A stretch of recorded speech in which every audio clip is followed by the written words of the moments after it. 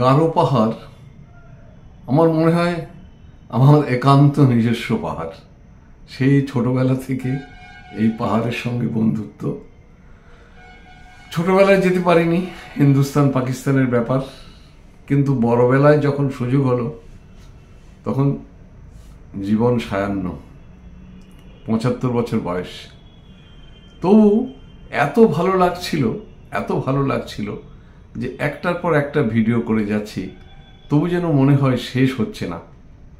আজকে আমরা তুরা ছেড়ে যাব মহেন্দ্রগঞ্জ।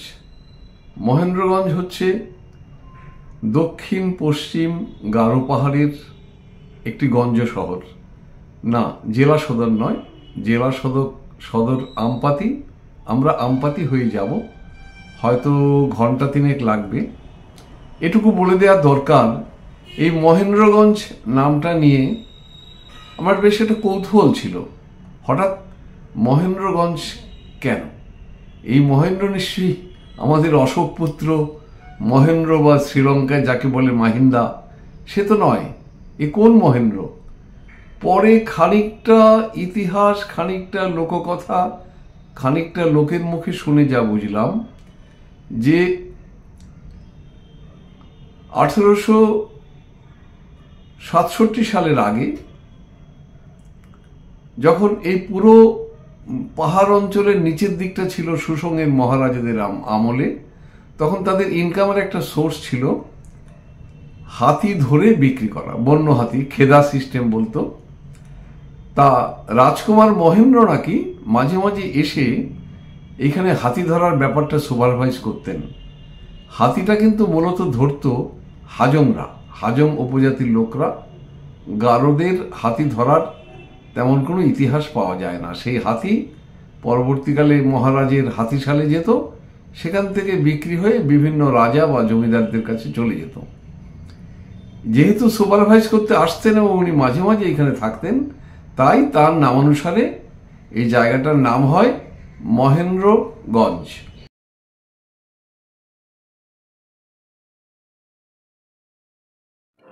নকরেক পিকে ঘুরে টুরে আমরা চলে এসেছিলাম। রাতে আমাদের যেখানে খাওয়ার নিমন্ত্রণ, পিঙ্কিদের বাড়ি। পিঙ্কির বর গিয়ে আমাদের নিয়ে এসেছিল। এই যে পিঙ্কি। গারো হিলসে এসে জিজ্ঞেস করবেন না কে কার কি হয়। আমরা ছোটবেলায় শুনতাম মামার শালা পিসের ভাই, তার সঙ্গে কোনো সম্পর্ক নাই। কিন্তু এটা বোধহয় সারা ভারতে চলতে পারে, কিন্তু গারো হিলসে নয়। কিন্তু সবাই সবার ভাই বা কোনো না কোনো আত্মীয়। আমরা এখানে গল্প টল্প করছি পরিবারের লোকদের সঙ্গে করে, রাতের খাওয়াটা সেরেছিলাম। আমি খাওয়াটা দেখাবো না ইচ্ছে করে, কারণ অনেকেই ভাববে যে এই বয়সে এত গোগ্রা সে খেতে পারে। তাই সেটা না করে আমরা একটু বাড়িটা দেখাই। আসাম টাইপের বাড়ি, উপরে চৌচালা, নিচে কাঠের সিলিং। এই যে বাড়ির ছোটরা, এই যে পিঙ্কি,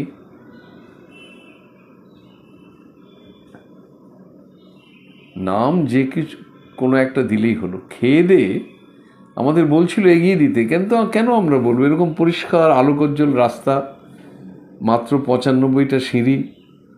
সে কি আমরা এই বয়সে, ইয়াং এজ তো ৭৫, এমনকি আর বেশি বয়স হয়েছে। ৭৫টা সিঁড়ি ভাঙলেই উঠে আসা যায়।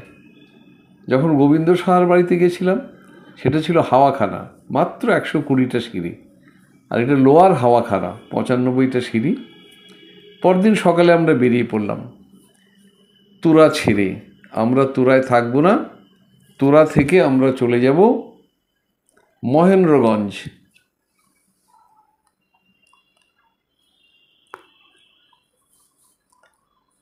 মহেন্দ্রগঞ্জে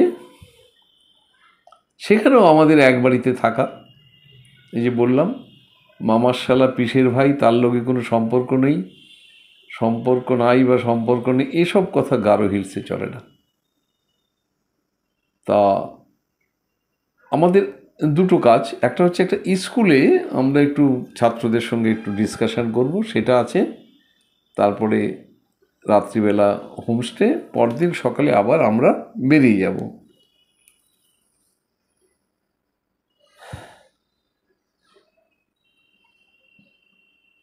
চললাম, এত সুন্দর রাস্তা, কি আর বর্ণনা দেব, আমার তো ভাষার জ্ঞান নেই।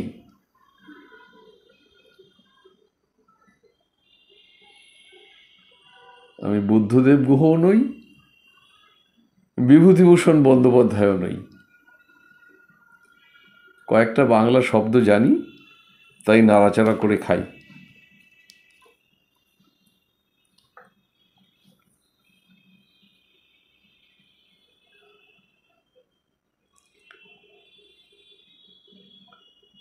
রাস্তা কিন্তু এখানে ভালো, কিন্তু এই অভিজ্ঞতা সব জায়গায় ছিল না, পরে দেখাবো। আমরা যেখানটায় যাচ্ছি মহেন্দ্রগঞ্জ, এটা একটা গঞ্জ শহর, সম্ভবত সাব ডিভিশনাল টাউন। একটা বাজার আছে সেখানে, খুব বড় বাজার, বর্ডার বাজারও বলা যায়। শুনেছি বর্ডার পেরিয়ে বাংলাদেশিরা তাদের পসরা নিয়ে আসেন, বিএসএফ বা বাংলাদেশ বর্ডার গার্ড কেউ একটা বাধা দেয় না, তাদের অসৎ উদ্দেশ্য কিছু নেই, তারা নিতান্তই তাদের পসরা বিক্রি করতে আসেন। ভাবুন তো, এইখানে যদি গানটা লেখা হতো, এই পথ যদি না শেষ হয় কত ভালো হতো। পথ শেষ না হলে পেট্রোল শেষ হতো, এখানে পেট্রোল শেষ হলেও কিন্তু ক্ষতি কিছু নেই। চারদিকে এত সুন্দর দৃশ্য। এটাও একটা ছোট লোকালয়।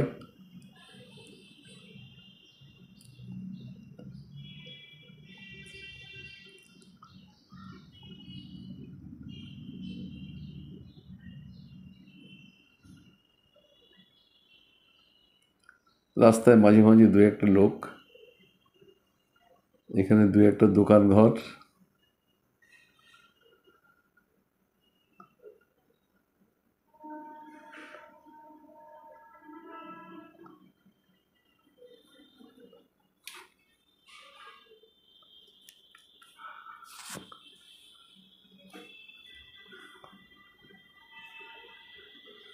চললাম, অনেকটাই সমতল।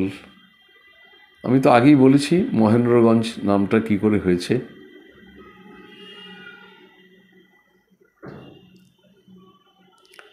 গারো হিলসে বা মেঘালয়ে বেশিরভাগ সিট রিজার্ভ সিট। আমি যতদূর জানি এই সিটটা আনরিজার্ভড।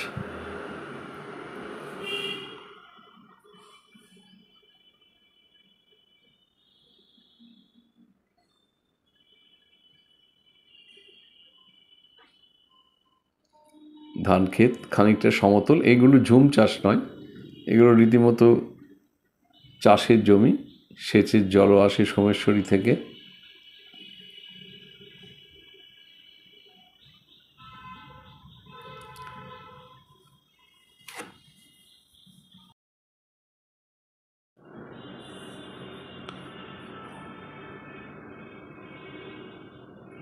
যাচ্ছি, কারো যারা দেখছেন তাদের হয়তো একঘেয়ে লাগতে পারে, কিন্তু কিছু করার নেই, আমার এত ভালো লাগছে। প্রথমেই বলেছি গারো পাহাড়ের সঙ্গে আমার একটা আত্মিক সম্পর্ক। সেই এখানে রাস্তাটা খারাপ, রিপেয়ার হয়নি।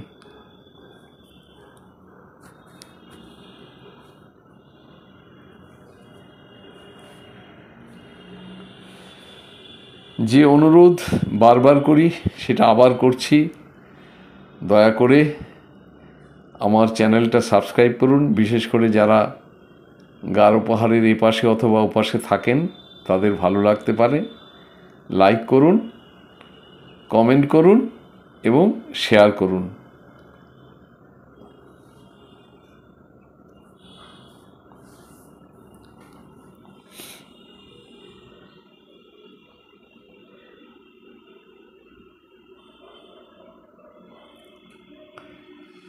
এটা হচ্ছে আমপাতি। আমপাতি হচ্ছে দক্ষিণ পশ্চিম গারো হিলস জেলার সদর দফতর। আমরা কিন্তু সমতলের লোকরা ভাবতেই পারি না যে কয়েক হাজার লোকের জন্য একটা জেলা সদর তাদের জন্য একটা ডিস্ট্রিক্ট ম্যাজিস্ট্রেট, তাদের জন্য ডিস্ট্রিক্ট জাজ, সব কিছুই আছে, এসপি। আমরা সেটা ভাবতেই পারি না। সিকিমেও দেখেছি কয়েকশো লোক, জেলা সদর।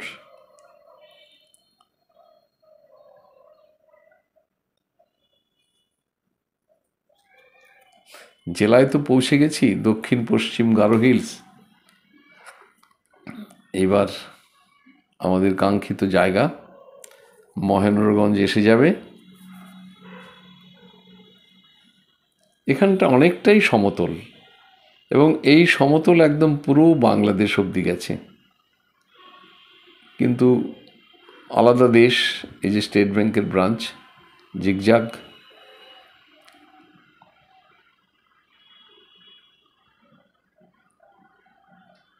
এটা পুরো সমতল ভূমি।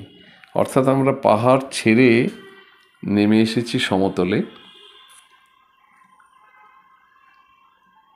হয়তো সমুদ্রপৃষ্ঠ থেকে উচ্চতা একটু বেশি হবে, সমতলের সমান হবে না, একটু বেশি হবে, কিন্তু জায়গাটা মোটামুটি সমতল। এখানে চাষবাস সব হয়, গাছপালা প্রচুর, জানি না কতদিন থাকবে।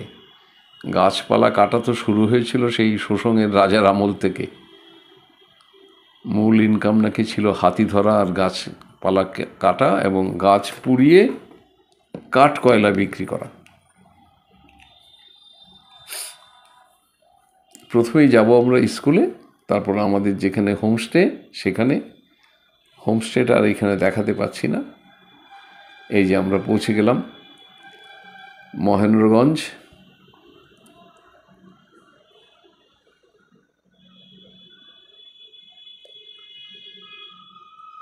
এখান থেকে আমাদেরকে নিয়ে যাবে স্কুলে। এই যে school, English medium school Triptayan English medium school. ছাত্র হিসেবে এখানে সবাই আছে, বাঙালি আছেন, গারো আছেন, হাজং আছেন, সবাই আছেন। আর মিডিয়াম যেহেতু ইংলিশ, বাংলা বা গারো ভাষা কিছুই পড়ানো হয় না। ছাত্রদের সঙ্গে আমাদের কিছু ডিসকাশন হবে, তার আগে ফটো তুলে নিই, সেটাই তাদের ইচ্ছা।